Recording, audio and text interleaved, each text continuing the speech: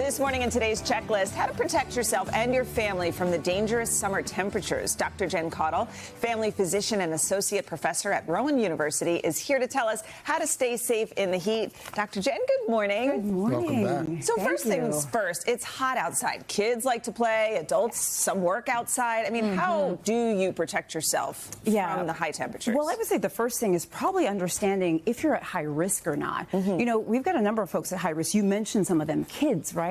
Pregnant women, those who are older, and also if you have certain underlying medical conditions or you're taking certain medications, we're going to get into that in a bit, understanding your risk level, I think, is definitely the first start to kind of dealing with the heat. And what are some of those symptoms to look out for? Yeah, so heat illness, actually heat stroke, because that's what we're going to focus on today. Remember, heat stroke occurs when your body temperature gets to almost like 104 degrees. Wow. This is a medical emergency. We're talking about call in 911. Symptoms include things like confusion and slurred speech. Someone is not, they're not going to act right. They're going to be different, not well. Now, you can either have hot and dry skin or excessive sweating. There's a couple different types of heat stroke. So it can either be dry or sweating. And then loss of consciousness can happen. Of course, we worry about that, seizures.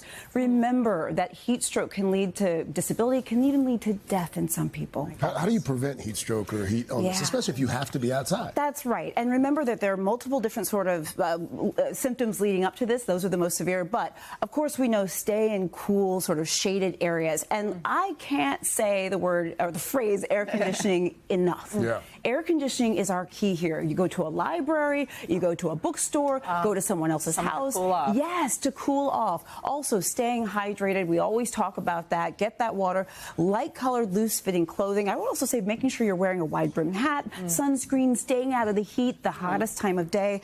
And then this, we have the word reduce alcohol, caffeine, and sugar, but I would argue, let's not even use those to stay hydrated, because any of those can actually make us more dehydrated. So that's not where we want to go if we want to stay hydrated. What about working out outside when it's so hot? Is that an idea? So I don't want people to work out. I mean, no, look, there are some like high-intensity athletes. There are some kids who are going back to school, right? They have to. That's one thing. But plan your workouts at a different time. Take it indoors. Take it early in the morning. So avoid those extreme temperatures. Stay hydrated. Working out with a partner can help you if you need to be. Like if you're part of a team, that's helpful because you can look after each other that way. What about certain medications? Do they impact how you can handle the heat? Yes, and this is why early on I said there are some people at higher risk, right? People with underlying medical conditions. Okay, diuretics. These are like water pills, okay? We often use them for blood pressure, other things. They can dehydrate you. When it comes to anti-anxiety and antidepressant medications, sometimes they can actually change the way your body handles heat, so it doesn't handle heat so well. Yeah, literally. And it can impair sweating. Blood pressure medications, we got lots of those, can impair your thirst, can make you more likely to faint. We don't want that. ADHD medications, many people are on, but those could actually raise your body temperature, especially when it's warm. And then anticholinergics, that's a class of medications that sometimes we use for urinary issues, for asthma and other things. Those can cause problems as well. Okay.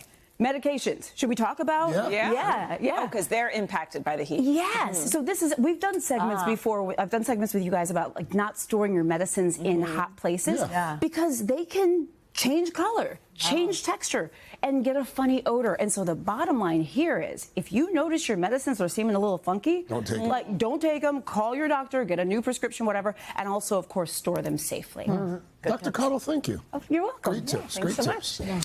Hey, thanks for watching. And don't forget, you can catch the Today Show every morning on NBC or take Today when you're on the go. Just follow the Today podcast on Apple Podcasts, Spotify, or wherever you listen.